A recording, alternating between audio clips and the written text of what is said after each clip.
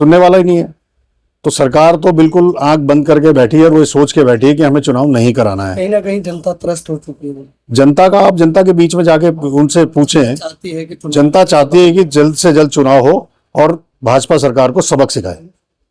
और चुनाव सबको पता है कि नजदीक है, लेकिन नजदीक वो सिर्फ हम लोगों के लिए है जिसे भाजपा जिससे भाग रही है।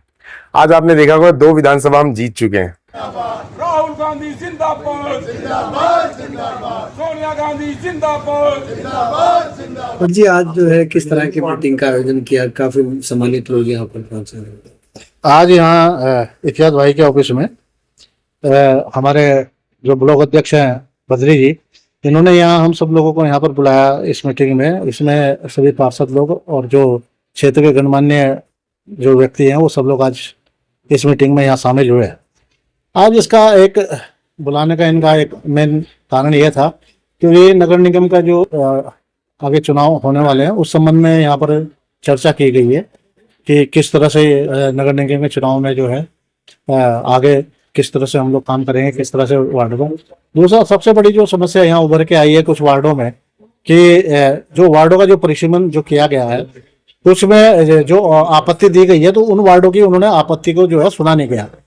उन्होंने सुना लेकिन उनको ठीक नहीं किया उनको, उनके हिसाब से वो कहते हैं कि साहब ये नहीं, ये जबकि सही है। जैसा कि एक हमारे यहाँ एक मोबे वाला वार्ड है, उसमें एक क्षेत्र है जालीगांव, तो जालीगांव हमारा उन्होंने जो है वो इसमें भरवाला में जोड़ दिया। उन्होंने किसी के दबाव में आके उन्होंने उसको भरवाला में जोड़ दिया। लेकिन अब हो क्या रहा है कि जो मोबे वाले का जो आसारोड़ी वाला जो क्षेत्र है, नई बस्ती वाला जो क्षेत्र है, वो उससे टच लगा हुआ है। अब बीच में भारो वाला जो है बीच में उसमें चला जाएगा, तो मोबे वाला और जो है आसारोड़ी के बीच में जो है अब भारो वाला आ जाएगा। जबकि नियम तो ये नहीं हो सकता था, क्योंकि जो वार्ड है वो कंटिन्यूटी में होने चाहिए, एक जो है एक उनकी सीमाएं एक लगी हुई होनी चाहिए। तो इस तरह के एक उसमें समस्या आई है उस बारे में। और कुछ वार्डों में और भी लोगों ने, हमारे साथियों ने कुछ बताया कि भाई इसमें जो है करने के लिए, तो उसी सब पे हम लोगों ने यहाँ पर अभी विचार विमर्श किया। उसके बारे में अभी आगे अभी क्या होगा, कुछ लोग अभी ये कह रहे हैं कि साथ हम अगर ये सही तरीके से अगर इनका परिसीमन इन्होंने नहीं किया इस पर, तो हम कोर्ट भी जाने की बात हो रही है, कोर्ट में भी जाएंगे। हम अपने जो हमारे सीनियर नेता हैं, जो हमारे प्रदेश अध्यक्ष हैं दूसरे, उनसे भी हम लोग बात करेंगे इस बारे में कि भाई ये किस तरह से इसमें हेल्प हो सकती है, किस तरह से अगर कोर्ट में जाके हम लोग इसमें जाएंगे। तो इन संबंध में आज सब यहाँ चर्चा होगी। आज मीटिंग में जो है काफी गणमान्य लोग यहाँ पर पहुंचे, बुद्धिजीवी लोग, क्या चीजें कही। देखिए आज धर्मपुर विधानसभा के वार्ड नंबर 69 ईटा मंडी मेरा क्षेत्र, मैं वहां से पार्षद हूँ। और जिस हिसाब से हम लोग यहाँ आज जमा हुए हैं, सभी पार्षदगण हैं और बहुत जिम्मेदार लोग हैं, बहुत अच्छे कार्यकर्ता, मजबूत कार्यकर्ता हैं, धर्मपुर विधानसभा में हमेशा बढ़ चढ़ कर हिस्सा लिया करते हैं। और चुनाव सबको पता है कि नजदीक है, लेकिन नजदीक वो सिर्फ हम लोगों के लिए है जिसे भाजपा जिससे भाग रही है। आज आपने देखा होगा 2 विधानसभा हम जीत चुके हैं, तो आपको सीधा सीधा माहौल दिख रहा है कि उत्तराखंड में कांग्रेस ने अपनी वापसी बहुत शानदार, बहुत अच्छे तरीके से कर ली है। और यही कारण है जो आज सरकार भाग रही है। उन्हें पता है कि सीधा सीधा मेयर भी हार रहे हैं और लगभग कम से कम इस बार हम जो जीत के आएंगे पार्षद वो 50+ जा रहे हैं हम। तो आज मीटिंग में किस तरह की बात करेंगे, क्या कुछ रणनीति बनाएंगे?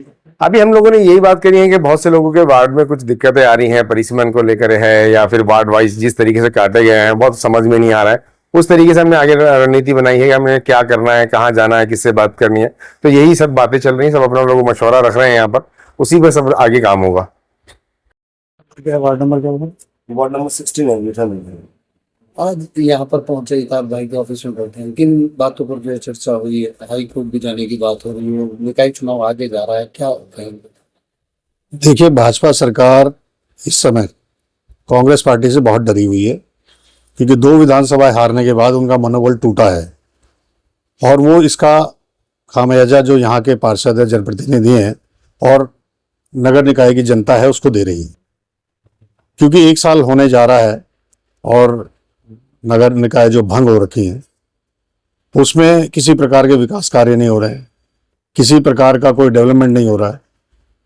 कभी परिसीमन पे उलझा रहे हैं, कभी ओबीसी आरक्षण पे उलझा रहे हैं, जानबूझकर ये सब काम किया जा रहा है। और हम लोगों ने आज यहाँ इसीलिए बैठक की है कि 2 दिन में इस पे कुछ निर्णय आने वाला है, हमें आगे जाके क्या रणनीति बनानी है।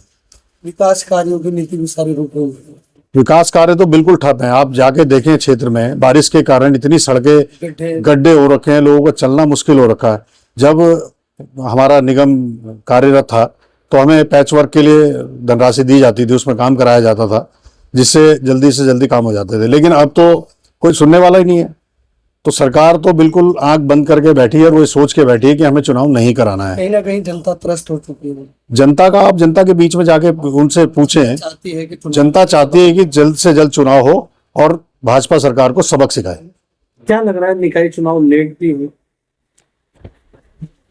भाजपा अपने हार के डर से हमारे पीछे हट गई है और जिस तरह से पूरे महानगर में जो है एक नेगेटिव प्रचार किया जा रहा है, उसके संबंध में आज हमने धर्मपुर विधानसभा के जो गणमान्य जो पार्षद हैं उनको यहाँ पे बुलाया है। और चाहे वो हम लोग यहाँ पर जो है भाजपा की जो भी जो है ये नीति है उसका फिर जो चाहे उसमें जो है क्षेत्र की समस्याएं हों, चाहे गलत परिसीमन हो, उसके विरोध में हमने जो है एक यहाँ पे मीटिंग बुलाई है। और चाहे हमें उसके लिए किसी भी हद तक जाना पड़ेगा, हम उसका पुरजोर विरोध करेंगे। चाहे हमें कोर्ट की शरण में भी जाना पड़ेगा, चाहे हमें हाई कोर्ट जाना पड़े, चाहे सुप्रीम कोर्ट जाने जाए, हम धर्मपुर विधानसभा में आम जनमानस की लड़ाई पुरजोर ढंग से लड़ेंगे।